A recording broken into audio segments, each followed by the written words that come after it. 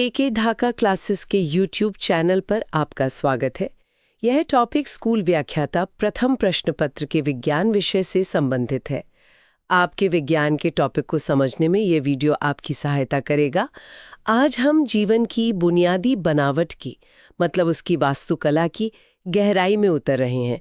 सोचिए, अगर जीवन एक बहुत बड़ी इमारत है तो आज हम इसकी ईंट, सीमेंट और यहाँ तक कि इसकी वायरिंग को भी समझने वाले हैं। हमारे पास जो सामग्री है वो हमें एक अकेली कोशिका से शुरू करके ऊतकों, फिर अंगों और अंत में पूरे जीव की इस अविश्वसनीय यात्रा पर ले जाएगी। बिल्कुल, और ये कोई साधारण यात्रा नहीं है। हम सिर्फ ये नहीं देखेंगे कि क्या है, बल्कि ये भी समझेंगे कि क्यों है। मतलब पौधे एक जगह खड़े रहने के लिए कैसे बने हैं और जानवर चलने फिरने और प्रतिक्रिया देने के लिए कैसे। ये जो अंतर है ना, ये ऊतकों के स्तर पर ही शुरू हो जाता है। तो चलिए फिर इस इमारत की नींव से ही शुरू करते हैं। सबसे पहला और बुनियादी सवाल, ये ऊतक यानी टिश्यू आखिर है क्या? इसे ऐसे समझिए जैसे किसी फैक्ट्री में कारीगरों की एक टीम हो।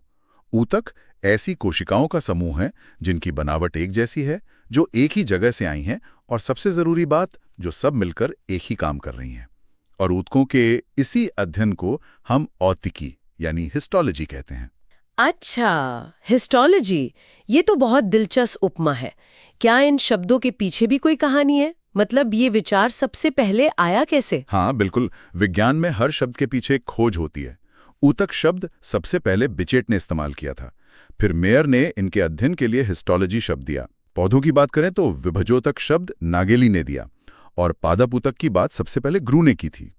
ये वो लोग थे जिन्होंने जीवन की सूक्ष्म बनावट को पहचाना। समझ गई। तो कोशिका जीवन की इकाई है और ऐसी ही कोशिकाएं मिलकर ऊतक बनाती हैं। हमारी सामग्री ऊतकों को दो बड़े हिस्सों में बांटती है, पादप ऊतक और जंतु ऊतक। मुझे लगता है यहीं से हमारी पड़ताल शुरू होनी चाहिए। तो यात्रा का पहला पड़ाव है पादप ऊतक। इन्हें दो मुख्य वर्गों में बांटा गया है, विभाज्यतक ऊतक और स्थायी ऊतक। पहले इस विभाज्यतक ऊतक को समझते हैं। इसे पौधे का ग्रोथ इंजन भी कहा गया है। ग्रोथ इंजन शब्द एकदम सटीक है। विभोज्यतक ऊतक वो जगह है जहां पौधा लगातार नई कोशिकाएं बनाता है। ये एक तरह से पौधे के कंस्ट्रक्शन जोन है। इनकी कोशिकाएं हमेशा, मतलब लगातार, विभाजित होती रहती हैं। इसीलिए इनकी दीवारें पतली होती हैं, केंद्रक बड़ा होता है और ये भोजन जमा नहीं करती। इनका सारा ध्यान सिर्फ नई कोशिकाएं बनाने पे होता है। तो ये कंस्ट्रक्शन जोन पौधे में होते कहाँ कहाँ हैं? क्योंकि पौधा तो ऊपर से भी बढ़ता है और मोटा भी होता है। बिल्कुल सही सवाल। और इनकी जगह से ही इनका काम तय होता है। पहला है शीर्षस्थ विभज्योतक यानी एपिकल मेरिस्टेम। ये जड़ और तने के बिल्कुल सिरे पर होता है और पौधे को लंबा करता है। अच्छा, यानी ऊपर की तरफ। हाँ। दूसरा है पार्श्व विभज्योतक यानी लैटरल मेरिस्टेम। ये तने में एक रिंग की तरह होता है और पौधे की मोटाई या घेरा बढ़ाता है। और तीसरा, जो बहुत दिलचस्प है, वो है अंतर्वेशी विभज्योतक। ये घास जैसी चीजों में पत्तियों के निचले हिस्से में होता है। अच्छा, तो यही वजह है कि जब कोई जानवर घास को ऊपर से खा लेता है तो वो नीचे से फिर से बढ़ जाती है। एकदम सही। ये उसका एक तरह का सर्वाइवल मैकेनिज्म है। ठीक है, तो ये तो हो गए पौधे के ग्रोथ इंजन। पर जब एक बार पौधा बढ़ जाता है तो इन नई नई कोशिकाओं का क्या होता है? क्या उन्हें कोई और जिम्मेदारी मिल जाती है? बहुत बढ़िया सवाल। और यहीं से कहानी स्थायी ऊतकों की शुरू होती है। जब विभजोतक की कोशिकाएं परिपक्व हो जाती हैं तो वो विभाजन की क्षमता खो देती हैं और एक खास काम करने लगती हैं। मतलब वो कंस्ट्रक्शन वर्कर से ऑफिस वर्कर या स्टोर कीपर बन जाती हैं। इन्हें ही स्थायी ऊतक कहते हैं। और ये भी दो तरह के हैं, सरल और जटिल। पहले सरल वालों की बात करते हैं। सरल का मतलब शायद ये है कि ये एक ही तरह की कोशिकाओं से बने। बिल्कुल सही। सरल स्थायी ऊतक एक ही तरह की कोशिकाओं की टीम है। इसमें पहला है मृदूतक यानी पैरेन्काइमा। ये पौधे का पैकिंग मटेरियल है। ये खाली जगह भरता है, भोजन स्टोर करता है, और अगर इसमें क्लोरोफिल हो तो ये प्रकाश संश्लेषण भी करता है। तब इसे हरित ऊतक कहते हैं। और वो जलीय पौधों वाला? हाँ, जलीय पौधों में यही ऊतक हवा की थैलियां बना लेता है, जिसे वायुतक या एरेनकाइमा कहते हैं, जो उन्हें तैरने में मदद करता है। ठीक है। दूसरा है स्थूल कोणोतक, कोलेनकाइमा। ये पौधे का फ्लेक्सिबल सपोर्ट है। इसी के वजह से पौधे की नई डालियां हवा में झुकती हैं पर टूटती नहीं। मतलब ये लचीलापन देता है। हाँ, लचीलापन और सहारा। और तीसरा है दृढ़ोतक, स्केलेरेन्काइमा। ये पौधे का कवच है। इसकी कोशिकाएं मृत होती हैं और लिग्निन नाम के पदार्थ से बहुत कठोर हो जाती हैं। इनका बस एक ही काम है, पौधे को पत्थर जैसी मजबूती देना। 1 मिनट, तो अगली बार जब कोई नाशपाती खाए और वो किरकिरापन महसूस हो तो वो असल में इन्हीं पत्थर जैसी कोशिकाओं की वजह से होता है। और नारियल का रेशा भी। बिल्कुल, नारियल का रेशा दृढ़ोतक का ही एक उदाहरण है। यही प्रकृति की इंजीनियरिंग है। अब आते हैं जटिल स्थायी ऊतकों पर। ये पौधे की ट्रांसपोर्ट सिस्टम है, मतलब पाइपलाइन। अच्छा, जो पानी और खाना पहुंचाते हैं। हाँ, ये एक से ज्यादा तरह की कोशिकाओं से मिलकर एक टीम की तरह काम करते हैं। पहला है जाइलम, XYLEM। ये पौधे की वाटर सप्लाई लाइन है, जो से पानी और खनिज पत्तियों तक पहुंचाता है। और दूसरा है फ्लोएम, PHLOEM। ये पौधे की फूड डिलीवरी सर्विस है। ये पत्तियों में बने भोजन को पौधे के हर हिस्से तक पहुंचाता है। एक सवाल है, आपने बताया कि दृढ़ोतक के कोशिकाएं मृत होती हैं। मैंने सुना है कि जाइलम की भी ज्यादातर कोशिकाएं मृत होती हैं। ये थोड़ा अजीब नहीं है? एक जीवित पौधे का इतना जरूरी हिस्सा मृत कोशिकाओं से क्यों बना है? ये सवाल इस विषय के एकदम केंद्र में है। सोचिए, आपको पानी ट्रांसपोर्ट करने के लिए पाइप बनाना है। सबसे अच्छा पाइप कैसा होगा? खोखला और मजबूत। जाइलम की कोशिकाएं इसीलिए मर जाती हैं ताकि उनके अंदर का सारा सामान खत्म हो जाए और वे एक खाली मजबूत नली बन जाए। प्रकृति का ये एक शानदार डिजाइन है। वाह, ये तो सच में हैरान करने वाला है। तो पौधों की दुनिया को समझने के बाद अब जानवरों की दुनिया में आते हैं। अगर पौधों की बनावट स्थिरता के लिए है, तो जानवरों की बनावट गति और प्रतिक्रिया के लिए है। इनके ऊतक कैसे अलग है? बिल्कुल, अब हम जानवरों के तारों और मोटरों को देखेंगे। जंतु ऊतकों को मोटे तौर पर 4 टीमों में बांटा जा सकता है: उपकला, संयोजी, पेशीय और तंत्रिका ऊतक। शुरुआत करते हैं उपकला ऊतक से। ये हमारे शरीर का सुरक्षा कवच है। ये शरीर को बाहर से ढकता है और अंदर के अंगों को भी एक परत देता है। तो ये त्वचा की बाहरी परत की तरह हुआ? हाँ, पर ये उससे कहीं ज्यादा है।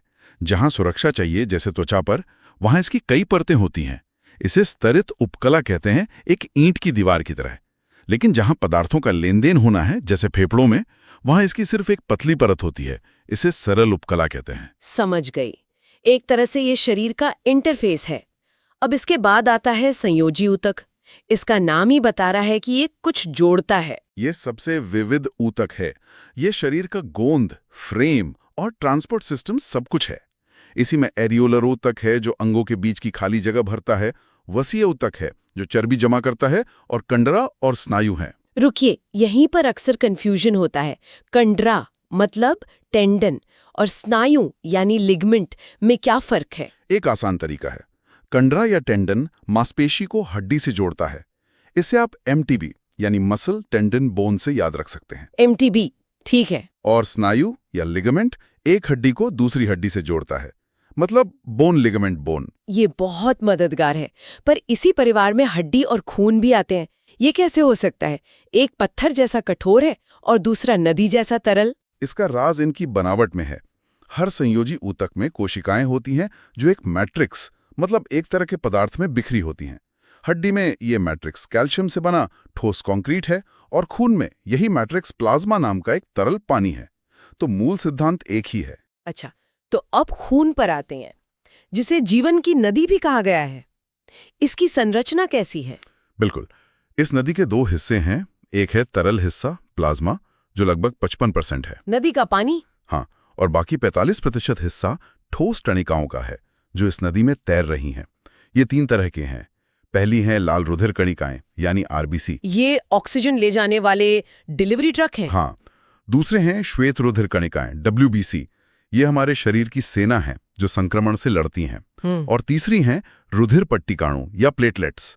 ये इमरजेंसी रिपेयर टीम है। चोट लगने पर ये खून का थक्का जमा देती है। एक ही बूंद में इतना सब कुछ, अद्भुत। अब बाकी 2 ऊतकों पर आते हैं, पेशीय और तंत्रिका ऊतक। हाँ, अब आते हैं शरीर की मोटरों पर, यानी पेशीय ऊतक पर। ये लंबी कोशिकाओं से बना है, जिनमें सिकुड़ने की क्षमता होती है।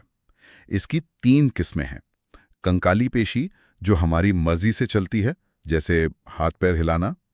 फिर है चिकनी पेशी जो अपने आप काम करती है, जैसे पाचन। और तीसरी है हृदय पेशी। सोचिए, ये एक ऐसी मोटर है जो जन्म से पहले शुरू होती है और बिना रुके बिना थके पूरी जिंदगी चलती रहती है। अविश्वसनीय। और अंत में वो ऊतक जो इस सब को नियंत्रित करता है, तंत्रिका ऊतक, हमारे शरीर का कमांड सेंटर। एकदम। ये मस्तिष्क, रीढ़ की हड्डी और नसों से बना है। इसकी कोशिका को न्यूरॉन कहते हैं। ये बिजली के सिग्नल्स के रूप में संदेशों को बहुत तेजी से भेजते हैं। हमारी सामग्री में आखिर में 2 व्यावहारिक विषय भी हैं, रुधिर वर्ग और रक्तदाब। हाँ, रुधिर वर्ग की खोज कार्ल लैंडस्टीनर ने की थी। ये हमारी लाल रक्त कोशिकाओं की सतह पर मौजूद एक तरह के आईडी कार्ड पर आधारित हैं। इसी के आधार पर ए, बी, एबी और ओ ग्रुप होते हैं। ग्रुप ओ सर्वदाता है क्योंकि उसकी कोशिकाओं पर कोई आईडी कार्ड नहीं होता, और ए बी सर्वग्राही है क्योंकि वो सबको पहचानता है। और रक्तदाब? रुधिर दाब हमारी रक्त वाहिनियों के अंदर का दबाव है। सामान्य मान 120/80 होता है। 120 वो दबाव है जब हृदय खून को पंप करता है, और 80 वो दबाव है जब हृदय आराम कर रहा होता है। इसे स्फिग्मोमेनोमीटर से मापा जाता है। तो आज हमने देखा कि जीवन की इमारत कैसे परत दर परत बनी है, एक कोशिका से शुरू होकर ऊतकों तक। हमने पौधों की बनावट को समझा जो स्थिरता के लिए है, और जानवरों की बनावट जो गति और संचार के लिए है। बिल्कुल। ऊतकों को समझना असल में जीवन के डिजाइन के सिद्धांतों को समझना है। ये बताता है कि कैसे एक ही मूल योजना से इतनी विविधता पैदा हो सकती है। अब एक विचार के साथ इस चर्चा को समाप्त करते हैं। हमने देखा कि पेशी कोशिका और तंत्रिका कोशिका दोनों में जेनेटिक कोड यानी डीएनए एक ही है। तो सोचने वाली बात यह है कि एक ही ब्लूप्रिंट से ये कोशिकाएं कैसे तय करती हैं कि उन्हें क्या बनना है, और वे ये कैसे जानती हैं कि उन्हें एक साथ मिलकर एक खास ऊतक बनाना है। ये एक गहरा सवाल है। इस जानकारीपूर्ण चर्चा को देखने के लिए आप सभी का धन्यवाद।